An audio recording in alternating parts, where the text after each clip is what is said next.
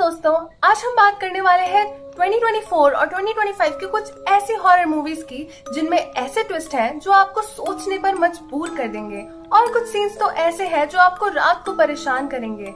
तो बिना time waste किए चलिए शुरू करते हैं। पहली है दी सब्सटेंस। इसकी IMDb 7.6 है।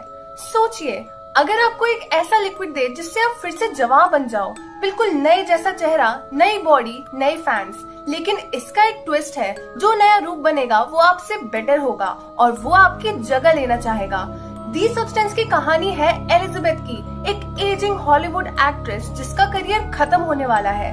तभी उसके सामने एक ऑप्शन आता है, एक इलीगल केमिकल जो उसे फिर से जवान बना सकता है।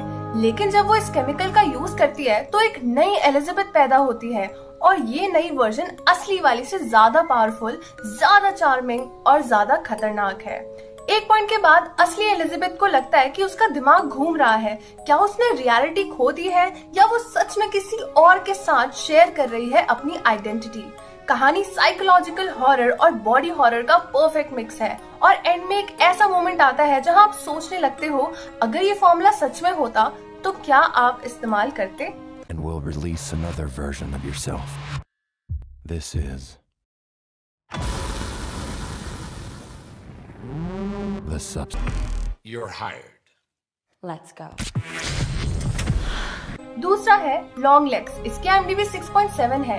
एक चिलिंग ओल्ड स्कूल हॉरर जिसमें 90s की फील भी है और एक शैतानी कल्ट का टेरर भी। लॉन्ग लेग्स की कहानी स्टार्ट होती है एक FBI एजेंट ली से, जिसे एक अनसॉल्व्ड सीरियल किलर केस दिया जाता है। हर मर्डर सीन पे एक ही सिंबल मिलता है, एक क्रिप्टिक मैसेज जो किसी एंशिएंट रिचुअल का पार्ट लगता है। और फिर आती है एंट्री लॉन्ग लेग्स की, एक क्रीपी सॉफ्ट स्पोकन किलर जिसका चेहरा आप कभी क्लियरली नहीं देखते। उसकी बातें, उसका प्रेजेंस, सब कुछ सुपरनैचुरल लगता है। हर विक्टिम की डेथ के पीछे एक डार्क पैटर्न है और एक ऐसा सीक्रेट जो ली के अपने पास से जुड़ा है।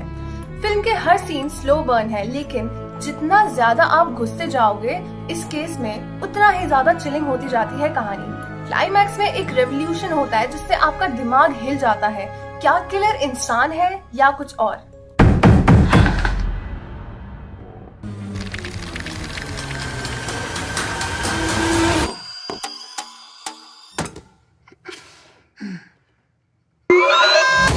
नेक्स्ट है स्माइल 2। इसकी IMDb 6.5 है।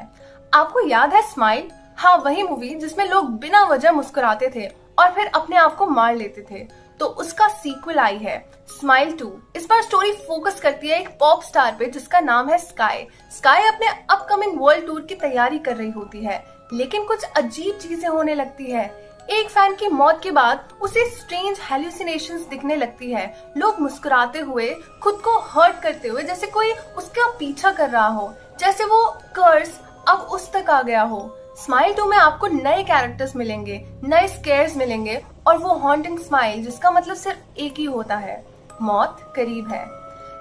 और एंड में जब लगता है कि कर्स खत्म हो गया तो एक फाइनल ट्विस्ट आता है जिससे आपकी रातों की नींद उड़ जाएगी। He was smiling at me. Nobody has survived longer than a week. Sky. अगली फिल्म है ब्रिंग हर बैक। इसके IMDb 7.8 है। ब्रिंग हर बैक एक ऑस्ट्रेलियन साइकोलॉजिकल हॉरर फिल्म है जिसे डेनी और मिशेल ने डायरेक्ट किया है। फिल्म की कहानी लॉरा के बारे में है, जो अपनी बेटी के मौत के बाद दो अनाथ बच्चे एंडी और पाइपर को अपनाती है। पाइपर, जो कि देख नहीं सकती, लॉरा की बेटी की याद दिलाती है और ये समानता एक डार्क और सिनिस्टर ट्विस्ट को जन्म देती है। अगर आप साइकोलॉजिकल हॉरर और इमोशनल डेप्थ वाली कहानियों के शौकीन हैं, तो ब्रिंग हर बैक आपके लिए परफेक्ट है। सैली हॉकिंस की परफॉर्मेंस और फिलिप बर्दस की डायरेक्शन इस फिल्म को एक मस्ट वॉच बनाती है। Listen, I gotta tell you a secret.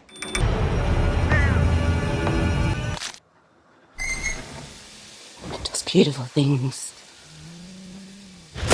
अगली मूवी है दी फर्स्ट ओमन। इसकी IMDb 6.5 है।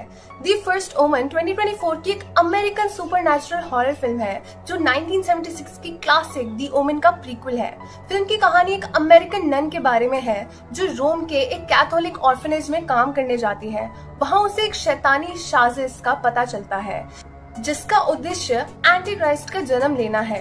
अगर आपको रिलीजियस हॉरर और सस्पेंस पसंद है तो द फर्स्ट ओमन आपके लिए है। इस फिल्म में क्लासिक हॉरर एलिमेंट्स के साथ एक नई कहानी को एक्सप्लोर किया गया है जो आपको एंड तक बांध कर रखेगी।